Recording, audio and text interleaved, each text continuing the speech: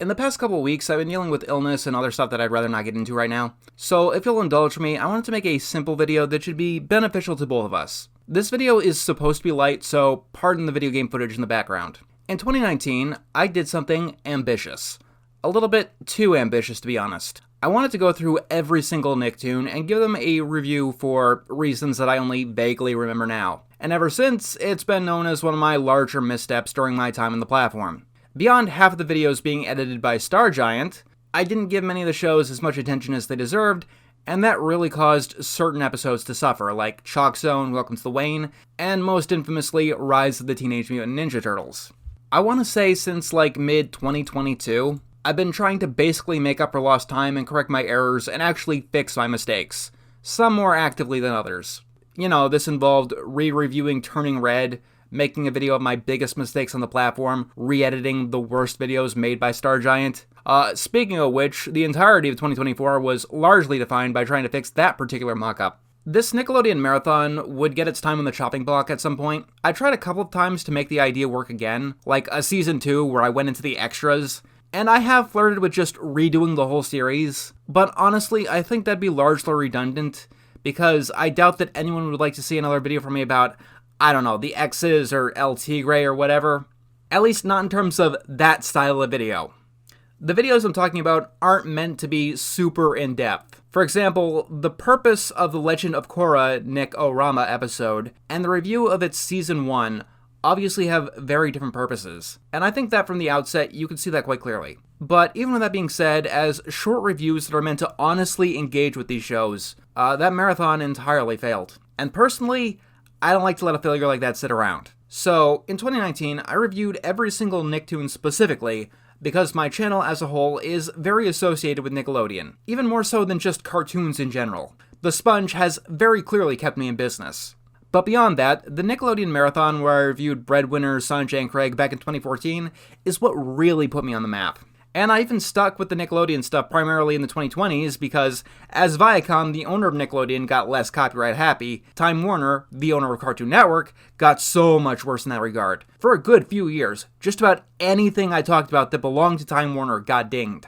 Although thankfully, they seem to have cooled down. Either that or I just got better at editing around copyright. It's a good thing too, because, truth be told, I was always more of a Cartoon Network kid. And, I mean, the idea was obvious from the start. You know the Nickelodeon thing? Let's do that but Cartoon Network. And since late 2023, I've actually been working on that. Sort of. 2024, it was a bit on and off because reasons. But this year and late last year, I've been putting my chips and all of my spare time on this. I let this project be known on stream and in comments and such, but I call it CN Real. It's a pun. CN Real was a block in the late 2000s where Cartoon Network tried to move to more live-action stuff, but Reel, spelled R-E-E-L, is like a film reel, like they use in movie theaters. CN Real. I don't know. I think it's clever. And I do think that it's the next best thing to do compared to just redoing the entire Nickelodeon marathon, because I don't think that would get the attention that I need to survive and pay my bills. I believe it would just be a waste of time in some regards. Of course, CN Real turned out to be a lot more complicated than I thought it would be. I want to specifically state, complicated, not difficult. What you need to realize is that Nicktoons is an official brand. What is a Nicktoon and what's not a Nicktoon is official and officially stated, even if it's on a streaming service like Paramount+. The Rugrats remake has never been on the original Nickelodeon network, but it is an official Nicktoon. Glenn Martin DDS, despite being on Nickelodeon, even airing before Nick at Night, is not an official Nicktoon because it's not a part of the branding. It's not always that straightforward. Pinky Malinky was originally not a Nicktoon, but it became inducted later, which is why I didn't talk about it originally. And of course, I added at least one other show that did fit in with the overall idea. The only reason Mr. Meaty isn't an official Nicktoon is because it's puppets. But by all other regards, it is a Nicktoon. Cartoon Network doesn't have anything like that. Anymore at least. In the 1990s and early 2000s, they had a branding called Cartoon Cartoons, but after like 15 of them, they ended with Codename Kids Next Door, even though Cartoon Network did and still does make its own original programming. Add to that, Cartoon Network, much more than Nickelodeon, relies on acquired programming. Teletoon pretty much kept them alive through the late 2000s with things like Total Drama and 16 and Johnny Test, and many of these shows have become a part of Cartoon Network's identity, for better or worse. Teen Titans, Teen Titans Go. And I want to be as upfront as I can. Even with the 2 years that this project has taken, it would be impossible to legitimately review everything that is a part of Cartoon Network's identity. It's not just over 100 shows, it's like over 200 shows, if you're including everything. Everything Looney Tunes, Hanna-Barbera like Scooby-Doo and Tom and Jerry, the Teletoon stuff, Warner Brothers anime imports that made Toonami what it was, Adult Swim, the preschool shows. There's a lot that you could talk about in a marathon like this. And as such, whenever this project comes up, people ask me, inevitably, what counts? So, right at the beginning, I gave myself a hard limit. A few of them, actually. The 31 days in December is too short to cover everything that I wanted to cover. Let me put it this way, doing all of these shows chronologically, Adventure Time is like episode 30. As in, it's almost as close to the first original as it is to today. Bet you feel old now. So, the only option is to do 2 full months. That gives me 61 days, and day 1 is going to be an introductory episode where I reiterate much of what I'm talking about now with fancier graphics. So, that leaves us with a full 60 slots. No more, no less. And I think that's fair. It's not everything that I could have included, but it's much more than the Nickelodeon Marathon. And many of these shows are so much longer than anything that was on Nick, if you don't include SpongeBob at least. Over the Garden Wall might only be 10 episodes, but Adventure Time is 280, not even counting its sequel series Fiona and Cake. That is a lot to watch, especially when you're trying to make other content and trying to live a life that doesn't involve cartoons. I'm not complaining, I'm just making a fact of the matter. This takes a lot of time, and this legitimately could go on forever. And at some point, a task jumps from Herculean to Sisyphean. So, for future reference, let's talk about what does count. 60 shows, let's go over them all. So, let's start with the original cartoons. There are 14 of them. 15 if you want to count Grim and Evil, but I'm not counting that one. It's just a combination of Grim Adventures of Billy and Mandy and Evil Con Carne. Both of those do count individually.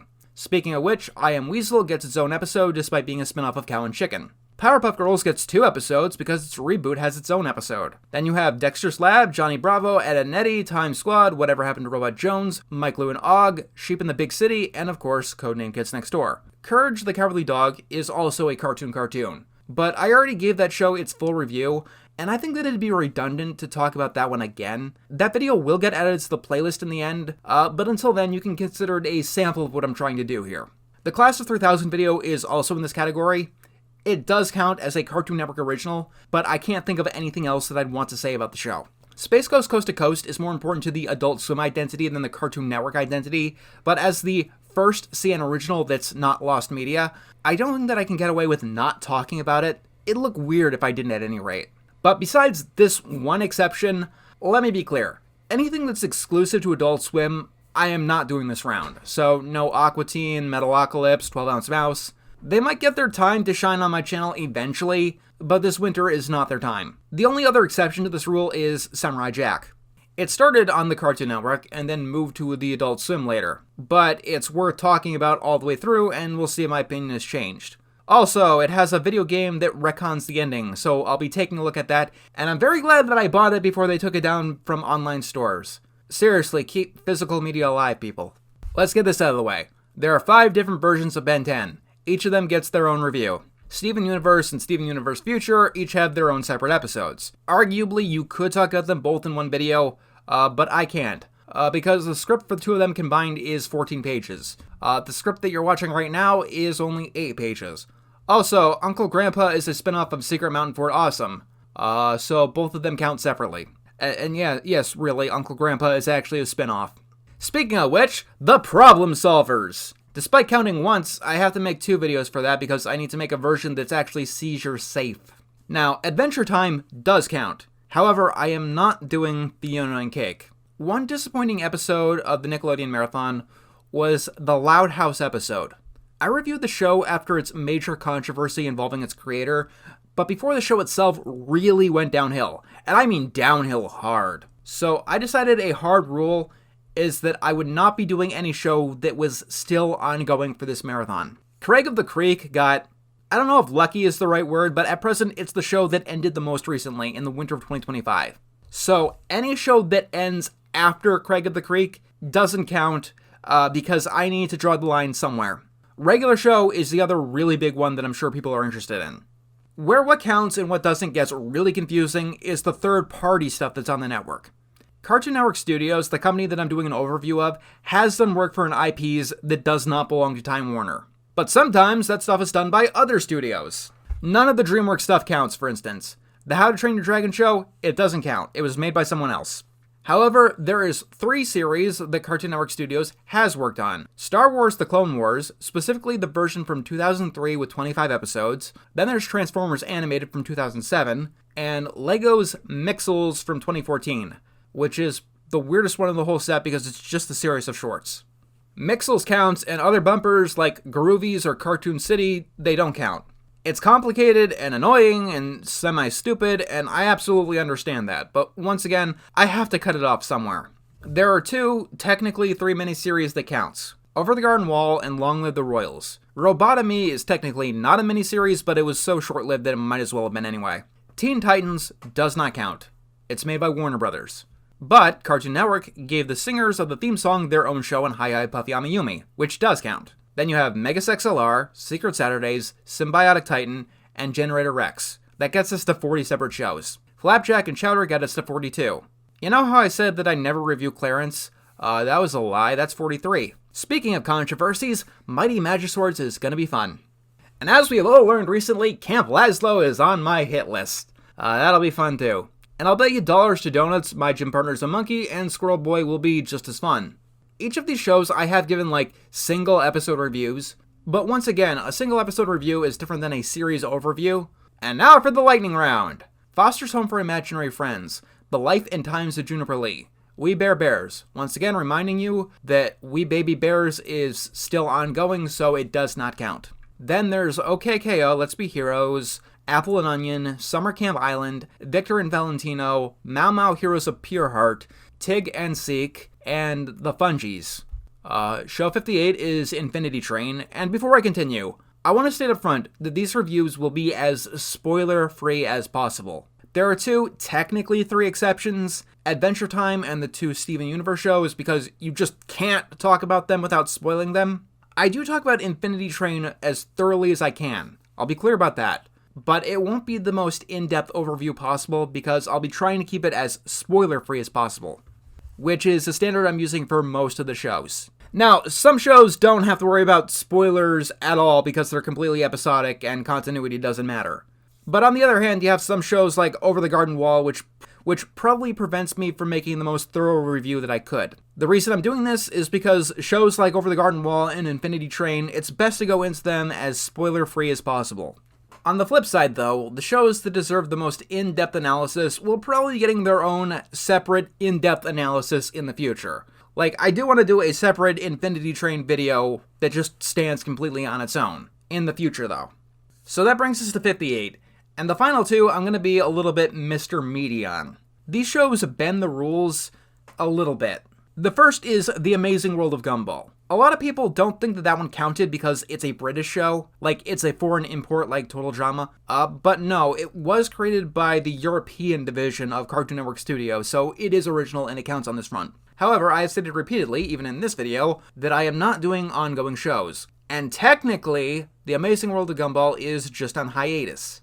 It is still technically going. It just hasn't had a new episode revealed since before the pandemic. And new episodes are slated for sometime, possibly this year. Truth be told, I thought that it was just going to be in limbo forever, and so I watched it and I reviewed it. But a 7th season episode has been shown to people, somewhere. Once again, it's stupidly annoying. But in the end, I just decided that it counts because I was tired of the headache, and the review will be as if The Inquisition was its finale. As for show 60, technically speaking, I had 3 choices. Jessica's Big Little World is a preschool show spin-off of Craig of the Creek, and as much as I love Craig of the Creek, I thought that I'd pass on that one. Close Enough is an adult cartoon that skirts around my no adult swim shows clause. It was an adult show that was never on the swim, going straight to streaming. But I decided that was close enough to violate the spirit of what I'm trying to do here. And that just leaves us with Elliot from Earth. Like Gumball, this is another show from Cartoon Network Studios Europe, and I'm sorry to fans of Close Enough, but I think that fits the theme of what I'm doing here the best. And that is where the project will officially end. Any shows that end or start afterwards do not count. Also, speaking of Elliot of Earth, it's the shortest of the 3 options, and after 150 episodes of Uncle Grandpa, to me that's a selling point. Like I said, minimal editing, so I'll put the shows in chronological order in the description, and I'll reiterate, these are the only shows that count for what I am doing. There's a lot more that I could have done. I could have done a lot of picking and choosing. Trust me, personally, I'd have loved to watch Code Lyoko or Teen Titans over Squirrel Boy. But at a certain point, picking and choosing like that kinda destroys the point. It becomes like, why not just do 60 reviews of the specific shows that you wanted to watch? And that's not the point of this. And I suppose that leads us to the frequently asked questions portion of the video. The most obvious one. So much of Cartoon Network's identity is based on acquired programming. Shaolin Showdown, Total Drama, Teen Titans, The Looney Tunes Show, Johnny Test.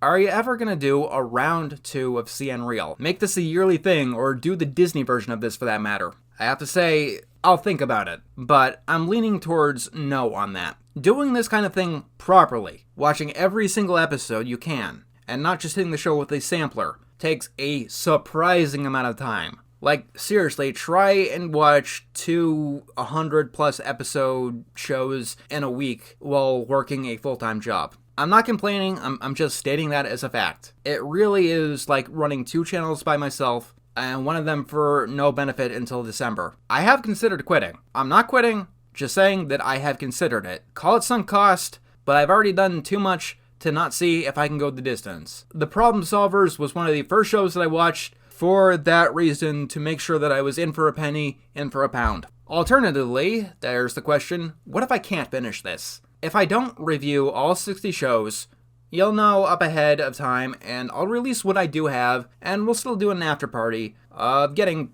halfway there. Out of the 60 shows, I have written 25 scripts.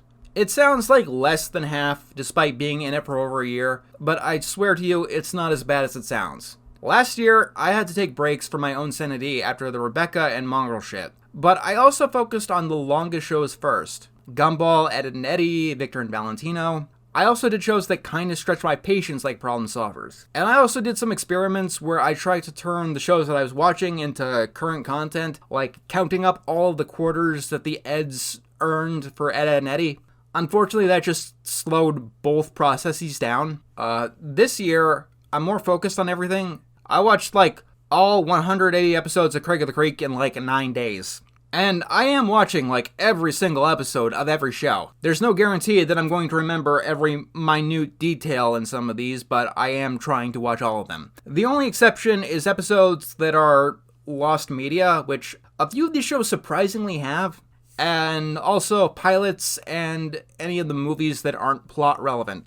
I had been watching the pilots and the movies so far, but most pilots are just episode 1 with cruder animation and storytelling, and not a single movie that I have seen has altered my feelings on the show proper. Ego Trip doesn't affect my opinions on anything Dexter's Lab, and my only thoughts on the Powerpuff Girls is that it shouldn't have been an origin story. Or terrible. The Steven Universe movie has good music though. Even if I don't finish this whole thing, I can guarantee you'll get the episodes that you most want to see. Chowder, Flapjack, Adventure Time, Regular Show, Ed and Eddy, Craig of the Creek, Infinity Train.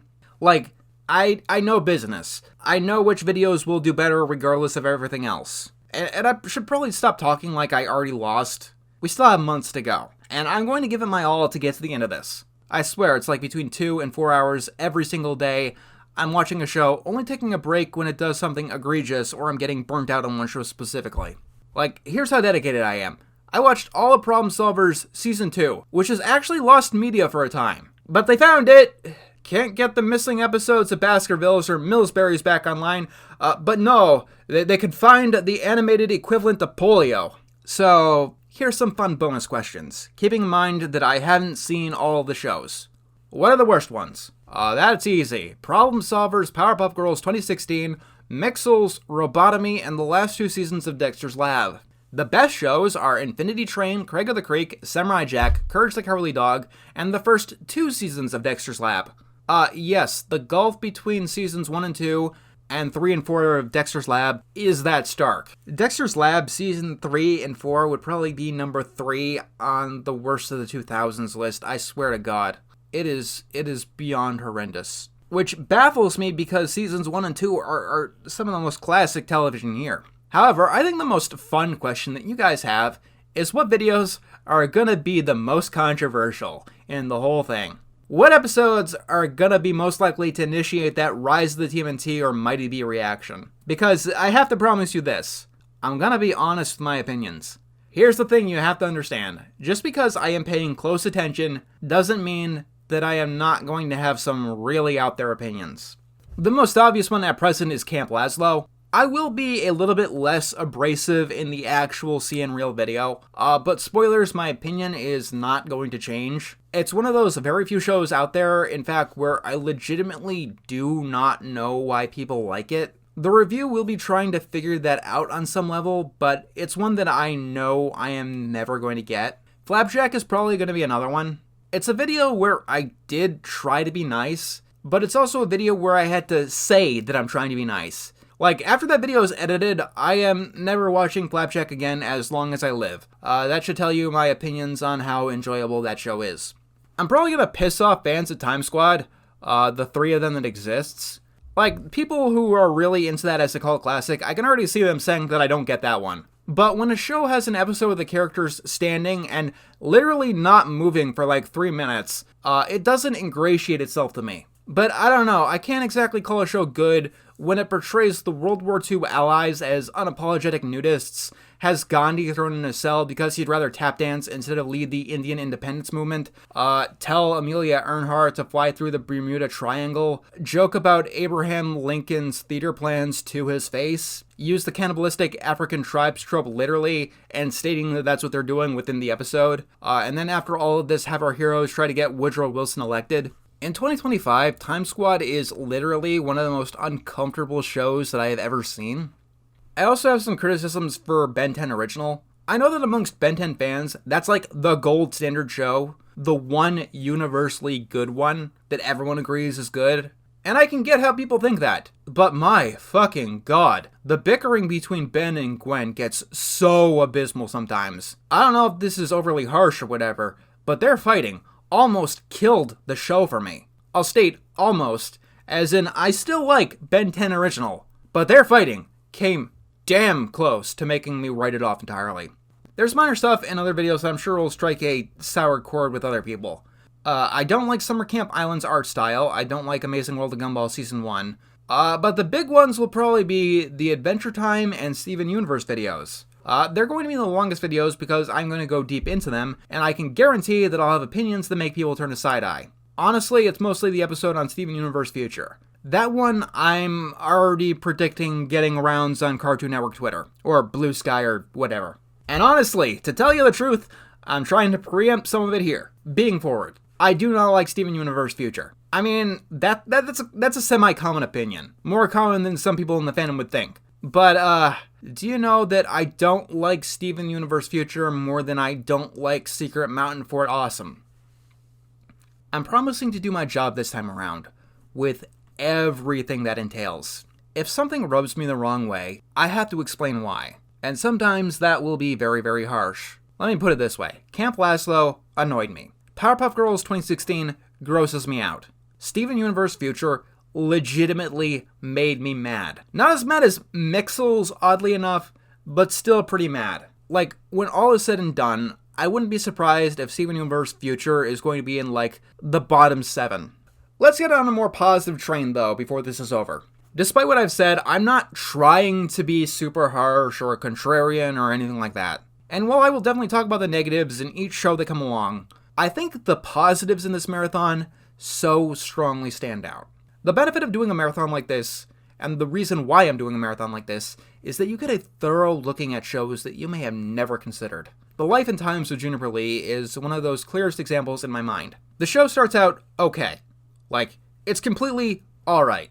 The characters are fine, the action is fine, the monster designs are whatever. Like, it's serviceable. It bounces between a 5 out of 10 and a 6 out of 10. You know, where 5 out of 10 is completely okay, C average. But with our infinite content world, there is so much else that you could be watching than a 5 out of 10 show. And if I didn't have to see the whole show, I probably would have just done that, clicked off, and saw something else. But in the back half of Juniper Lee, it becomes a whole new level of something else. As in, it jumps from a 5 out of 10 to like a 9.3 out of 10. Like the flip of a light switch. Victor and Valentina was a show that I had never even heard of before, but honestly, it had a lot of special moments. And I think it's a show that understands brotherhood, like growing up with a brother, better than anything else that I have ever watched in my life. I also got to see the crossover with Villainous, and it made me wonder why I was sleeping on that show too. The best part of this marathon, though, is that it introduced me to not only my favorite show of all time, but my second favorite too. For years and years, people were telling me to check out Infinity Train, and for one reason or another, stubbornness or contrarianism, I just avoided it. And that was clearly a mistake. Infinity Train is one of the most spectacular things that I have ever seen in my life. I honestly hadn't been blown away by the sheer quality of a show since marathoning the original Avatar for the first time. Phenomenal doesn't even begin to describe it. And I could talk about it for hours and hours. But I'll leave you with just one word for now. Hazel. Infinity Train is one of the greatest Western cartoons of all time. And then after that, I watched Craig of the Creek. To say that Craig of the Creek is my favorite cartoon of all time should not be seen as an insult or an indicator of Infinity Train's quality. Both of these shows are masterpieces, but in vastly different ways. Infinity Train tells a cohesive, deep, wonderful, and intense story. Craig of the Creek is something else entirely, something that I can only barely describe in a video like this. Every character just sticks in your mind, and they have so much depth. The story is engaging, the themes are resonant and masterful, it's funny, it's a fusion of new and old, it's nostalgic and refreshing at the same time. It avoids so many of the missteps of cartoons that came before it, and the way it tells a story is something so special. Like, if you're wondering why I'm doing this at all with how much time it works, those 4 shows are why. Those 4 shows alone made doing this project worth it, even if I don't hit that goal. And that's even without getting to marathon my old favorites like Samurai Jack, Powerpuff Girls, Gumball, or the other shows that have clicked with me in some way. Like, there's a benefit to finally seeing every episode of Steven Universe, or Adventure Time. One thing that I know I'll do when all is said and done is make another video like this one, going more in depth with my experiences, talking more about the emotional side to this whole roller coaster. In January, because I plan my life years at a time. Anyway, thank you for your time. I just want to make a video to answer some questions. Regular content will resume shortly. Next up on the chopping block is either Vestigial Peter or the Glenn Martin thing. I know that I am really late on that. I'm sorry. As you can see, I've been doing a lot, and some things have been left more to the wayside than they should be. But the Glenn Martin thing is in editing. Hopefully it's done by the end of this month. I promise you will see it soon. Can I get a lemonade, please? Right away, young lady. This is a microwave oven. Oh, you wanted that kind of lemonade.